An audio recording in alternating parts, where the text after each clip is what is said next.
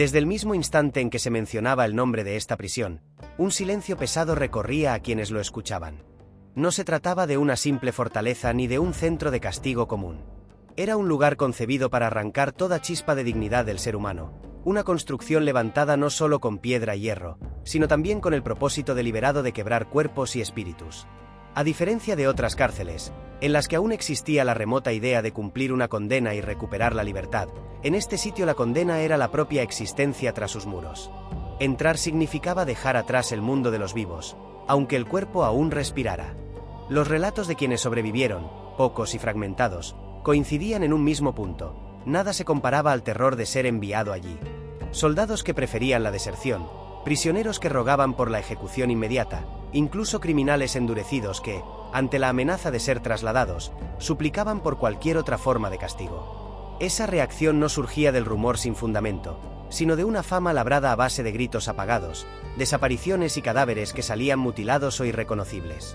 Las crónicas de la época describen que el edificio mismo parecía respirar oscuridad.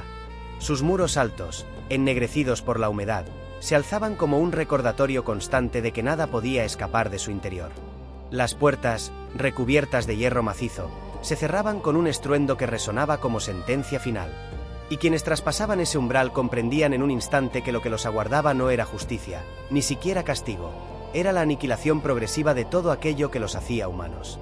Dentro de la prisión, el tiempo se disolvía en una oscuridad perpetua.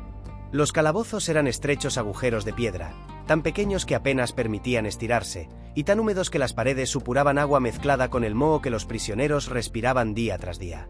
No había camas ni mantas, solo un suelo frío y fangoso que se convertía en lecho de enfermedad y podredumbre. El aire, enrarecido y asfixiante, se mezclaba con el hedor insoportable de heces, sangre y cuerpos que, en muchos casos, se dejaban morir sin recibir siquiera sepultura inmediata. La comida, si es que podía llamarse así, consistía en sobras enmohecidas, huesos sin carne y agua turbia que a menudo estaba contaminada. Muchos prisioneros morían lentamente de inanición, mientras otros, en un intento desesperado por sobrevivir, se arriesgaban a comer lo que encontraban entre la suciedad del suelo. Las enfermedades se propagaban con facilidad. La peste, la fiebre tifoidea y la disentería eran tan comunes que el simple hecho de enfermar significaba una sentencia de muerte. Nadie recibía atención médica, y los que caían debilitados quedaban tirados junto a los demás, esperando el final. La falta absoluta de luz solar y de contacto humano sumía a los reclusos en una espiral de locura. Muchos no soportaban la oscuridad constante ni los gritos nocturnos que se escuchaban a través de los muros. Otros se arrancaban el cabello, se golpeaban contra las paredes o caían en un estado de apatía total, incapaces de reaccionar incluso a los abusos de los guardias. En ese ambiente, el hombre dejaba de ser hombre y se convertía en sombra, en espectro de sí mismo. En esas condiciones, la esperanza era un lujo inexistente. Cada respiración dentro de esas celdas equivalía a una condena renovada, un recordatorio de que la vida, allí dentro, no valía nada. Si las condiciones miserables de la prisión no eran suficientes para quebrar a un hombre, existía un sistema de castigos diseñado para asegurar que ningún prisionero pudiera resistir en cuerpo ni en espíritu. Los guardias no eran simples vigilantes, eran verdugos que encontraban en el dolor ajeno un espectáculo y en la crueldad, un deber cotidiano. Cada día, sin motivo aparente, los reclusos eran sacados de sus celdas y sometidos a torturas que parecían sacadas de un infierno meticulosamente planeado. Se les encadenaba a grilletes que cortaban la piel hasta dejar los huesos expuestos. Se les sumergía en agua helada durante horas, hasta que los labios se volvían morados y el cuerpo temblaba al borde del colapso. Otros eran colgados de los brazos, con pesos atados a los pies, para estirar sus cuerpos hasta el desgarro. El castigo no buscaba únicamente infligir dolor físico, sino sembrar la desesperanza. Nunca sabían cuándo serían llamados ni cuál sería la tortura del día, y ese miedo constante era parte del control. Además, existía la humillación como arma psicológica. Los guardias obligaban a los prisioneros a luchar entre ellos por un pedazo de pan o los dejaban encerrados con cadáveres en descomposición para que aprendieran el destino que les esperaba.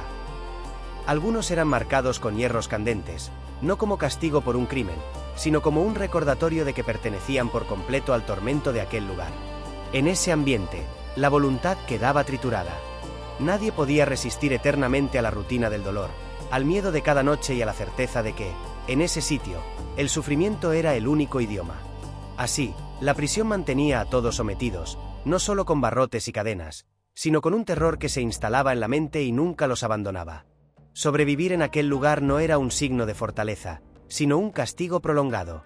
Quienes lograban resistir más de unas semanas pagaban un precio altísimo. Perdían la razón, la dignidad y, poco a poco, lo que los hacía humanos. La necesidad de mantenerse con vida empujaba a muchos a extremos impensables. Había quienes mendigaban las obras de los guardias, soportando insultos y golpes a cambio de un pedazo de pan duro. Otros llegaban al límite de devorar ratas, insectos o cualquier cosa que pudiera engañar al hambre que los consumía por dentro. Los testimonios que llegaron a trascender hablaban incluso de horrores mayores. Prisioneros que, en su desesperación, se alimentaban de los cuerpos sin vida de sus compañeros. Aunque era un acto condenado con la ejecución inmediata si eran descubiertos, para algunos se convirtió en la única opción para extender sus días. Esa práctica, cruel y abominable, era la mejor muestra de cómo la prisión transformaba a los hombres en criaturas guiadas únicamente por el instinto de supervivencia. La locura también se cobraba su parte. El aislamiento y el dolor llevaban a muchos a perder toda noción de realidad. Algunos reclusos reían sin motivo, hablaban solos o gritaban durante horas hasta perder la voz. Otros, más resignados, se echaban en el suelo húmedo, cerraban los ojos y esperaban la muerte como un alivio. El suicidio era frecuente. Había quienes se lanzaban contra las paredes con la cabeza, quienes se dejaban morir de hambre o quienes buscaban provocarse heridas fatales con cualquier objeto a su alcance. En esas circunstancias, la línea entre vivir y morir se desdibujaba. Aferrarse a la existencia dentro de aquellas paredes era una forma de condena que consumía el cuerpo día tras día. Por eso muchos preferían la muerte inmediata, no como cobardía, sino como una liberación frente a un tormento que no parecía tener fin. El día en que aquella prisión cerró sus puertas, no fue visto como un acto de justicia, sino como el final de un ciclo maldito. Sus muros, ennegrecidos por la humedad y por siglos de sufrimiento, quedaron en pie como un monumento al horror. Las autoridades intentaron borrar su memoria, sellando los pasillos y prohibiendo hablar de lo que allí había ocurrido, pero el silencio no logró enterrar los gritos que parecían seguir resonando en la piedra. Los habitantes de las cercanías aseguraban escuchar lamentos en las noches de viento, y algunos guardias confesaron que nunca lograron dormir tranquilos después de haber servido en ese lugar. Con el paso del tiempo, la prisión se convirtió en un símbolo de lo que ocurre cuando el hombre convierte la crueldad en sistema. Su nombre quedó grabado en las crónicas como advertencia, pero también como herida abierta. Se contaba que aquellos que habían sobrevivido jamás volvieron a ser los mismos. Eran cuerpos caminando, con miradas vacías y almas marcadas por cicatrices invisibles.